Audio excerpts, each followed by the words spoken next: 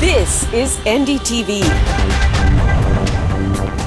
and you're watching NDTV Prime.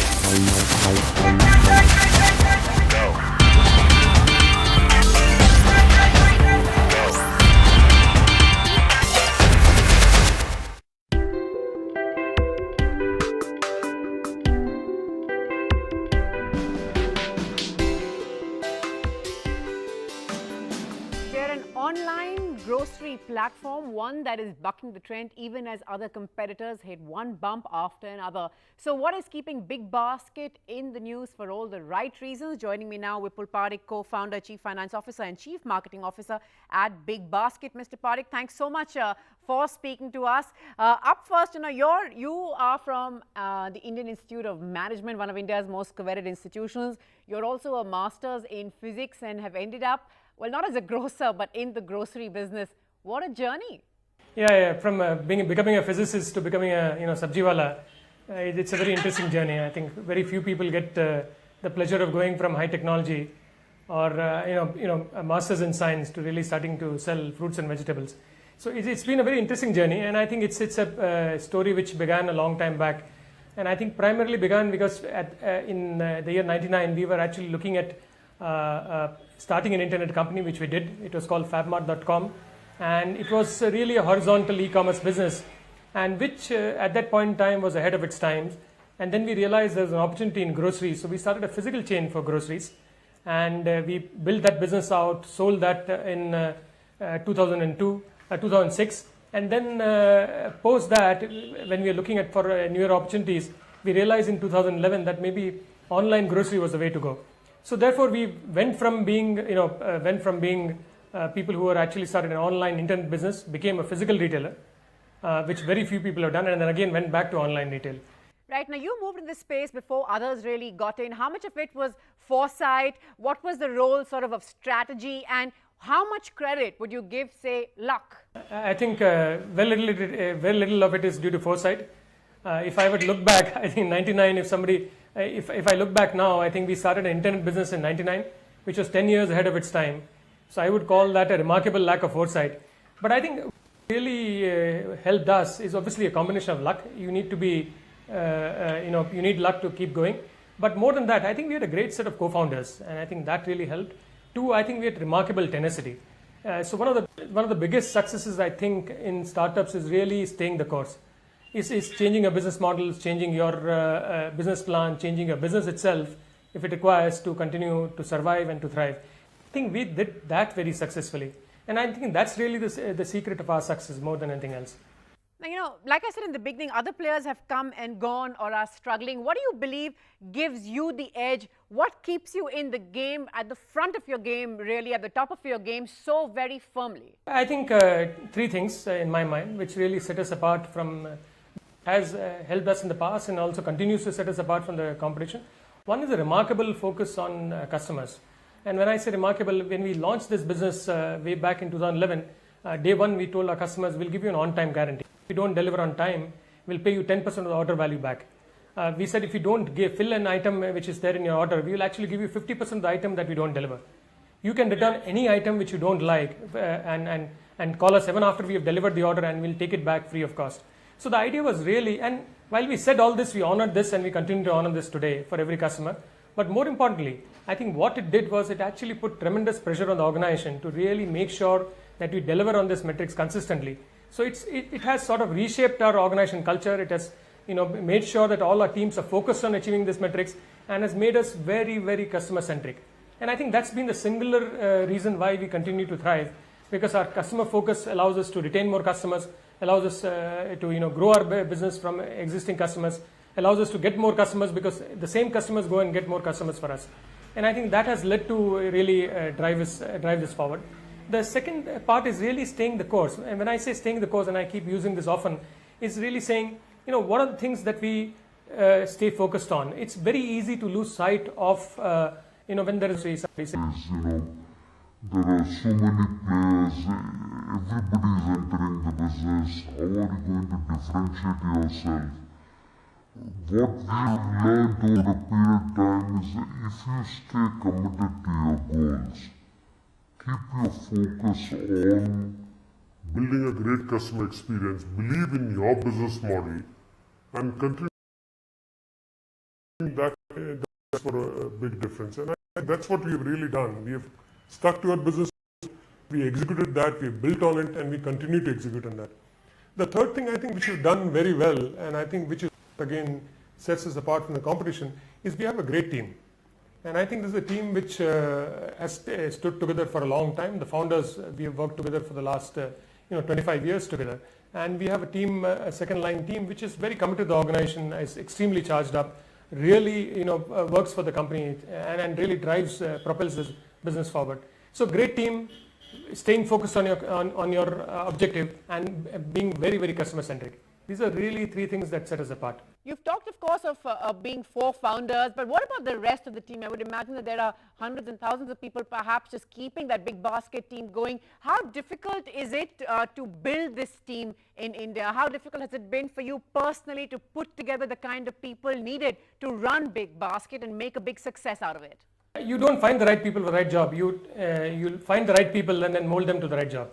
And that's always been my belief, and it's a different belief. So we have found people who have had nothing to do with retail. We have found people who had nothing to do with grocery and have successfully transformed them into being expert online grocery professionals. And we have found people who had no experience in marketing and have done marketing, people who have no experience in operations and have moved from different locations and done operations. And I think what matters, and this is something which you learn for a startup, is really having the right attitude, really having the right spirit, being able to commit themselves, being natively intelligent and being able to adapt and thrive. I think these are the qualities that we seek for. And when people have these qualities, what we notice is that they perform exceedingly well. And they continue to thrive, they adapt, they actually train themselves, they excel, and they really perform very, very well. So fair then to say that there's no dearth of potential in India? Absolutely none. In terms of intellect, in terms of commitment, in terms of energy, you find some of the best professionals in this country than you'll find anywhere else in the world. And I have the chance to look at, meet a lot of people across the world in different companies, and I find the passion, the intellect that we bring to bear on this is just amazing. And how do you see the India story? There's been so much focus on the difficulty of doing business, how we figure so poorly on sort of the ease of business, the ease of doing business in India. We know that recently we did well in the global competitive index, but how do you sort of see the ability to do business in India? How difficult is it for an entrepreneur like yourself? Actually, I know, people keep talking about how tough it is to be in India. I think people forget that one of the best markets to be an entrepreneur in India is India today. I think there is no better market. And I've spoken to entrepreneurs across the world. You don't find a market size this large. You don't find a market which is so underserved. You don't find a market which is so ripe for the taking. You don't find a market where customers are so receptive, they are willing to give you a favorable hearing. And that happens very, very rare. At the time that we are in today, at the age that we are in, the kind of population that we have, the economy that we are faced with today, which is growing very well, it is an absolutely fertile market for any entrepreneur. And I think if for that you have to face the challenges of being in India, which is poor infrastructure, in that sense 32 states, all behaving very differently, different geographies, I think those are challenges that entrepreneurs can work around. First, the biggest thing that an entrepreneur needs is a market. The second thing they need are people that they can serve the market with, and third is that the ideas that they can actually work with. And I think all these three, India is probably the most fertile market in the world.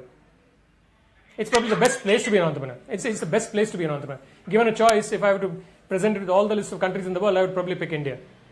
And how do you see this new crop of entrepreneurs? It's, of course, very mainstream to be an entrepreneur now, especially if you have an engineering degree behind you, if you are a techie, and the IIT IIM brand, of course, going very well together as far as our entrepreneurs are concerned. But how do you suss them out? I think I see a lot of energy. People are really enthused with the idea of entrepreneurship, and I think they're coming. And the one thing with difference that I see, and that's happening to a lot of entrepreneurs coming today, they're coming in with their eyes wide open. One, they are not afraid to fail. They know there's a good chance that they will fail, but they know that they accept that. They are not deterred by it. They're saying, okay, fine, it doesn't matter if it fails. I'll start again. I'll do something else. So therefore, you have these people who are coming in with their eyes open. Second, they are much smarter. They've learned from previous generation entrepreneurs. They speak to them, they work with them, they go forward, get mentorship, speak to corporate professionals, do a lot of homework before they get in. And this is true for most of them. And therefore, they bring a lot to bear before they are starting off. So they are starting off in a far more organized fashion. they've already collected a lot of data, they understand what the challenge is likely to be in their market, so they are well prepared to face the market. So both in terms of awareness of what entrepreneurship entails, which is hard work, maybe lack of salary, lack of any definite success, I think they are aware of that. Second, being better prepared, I think they're much better prepared. And I think they're all willing to go the extra step, of willing to take a gamble on ideas which are hitherto not been seen. So while we keep highlighting all the Me Too's and say, okay, look at the fact that we have a US clone here, but the fact is there are so many original ideas that I see today which don't exist anywhere in the world, and we don't talk about them, but those are equally high in number. So I think I see a very promising future for the country, especially where entrepreneurship is concerned. You're seeing a lot more newer ideas, a lot more original businesses coming up, and I think we'll see the impact of these businesses over the next decade, and I think they'll transform the way our country is. But when you were that age, how tough was it for you personally? What really was the toughest bit about putting together Bigbasket for you? I think for us the toughest part was we believed the market was there. Nobody else did. And so, and the issue was, online grocery is not the most popular business anywhere in the world. Nobody's really done it very successfully. When we started off, there was one spectacular failure almost more than a decade back called Webvan. And Webvan sort of, wrote the cover story on online and doom. And therefore, it became the highlight saying, how can e-commerce company get it so wrong, lose billions of dollars and completely wipe business out or industry out. So therefore, when we started out, our biggest challenge was really telling people, and employees and future employees and investors and customers saying, we are here for to stay. We believe that this market will work. We think this is a good business. It can be made to work in India. There is a real need for it in India. And very few people really believed this. And I think that was really the single biggest challenge that we had when we started out. I guess convincing people about an idea that's way ahead of its time is never going to be easy. But there are the cynics who say that this is going to be like the dot-com bubble. How do you believe that the startup phase that India is at present is different? Is it a bubble really? You've seen that and you're sort of living this as well. Oh, it is not. I can most certainly assure you it is not. It is very different from what it was before. I remember the earlier dot-com bubble because we were part of it. And we went through that experience, and it was all focused on eyeballs. There was no real business in that sense. There were no major customers online. We had less than 1 million population online. Today, most of the generation is online. And if you look at it increasingly, whether you look at T2 cities or Tier 3 cities, or you look at hinter towns, everywhere customers are online today. Thanks to the mobile, it's a completely different market that we are addressing. So what has changed remarkably is the size of the market that we are addressing. The market has grown 1,000 times or 5,000 times compared to the dot-com bubble. So therefore, you have real customers now, and therefore there's a potential to build a real business. That is one. Second, I think what people have got enamored of, and I have therefore started calling it dot-com bubble, is the valuations. If we are talking 15 billion, 10 billion, 5 billion, the billions floating around. Having said all that, forget the valuation for a minute, because these are investors taking a gamble on what they think potentially the company could be worth. In that sense, it's a bit of crystal ball gazing. But the fact is that all the large internet businesses today have millions of customers. If you look at the top 10, 15 internet businesses in India, they all have more than 1 million customers each. And that's substantial. Even with all that, we're still just touching the tip of the iceberg. I think there is still a long way to go. Third, I think people forget is that the internet business is relatively very new in India. It's just about 5-6 years old, really. If you look at Alibaba, when they really achieved scale, they were about 16 or 18 years in the business before they really achieved that size and before they became salient. So you have to give this business time.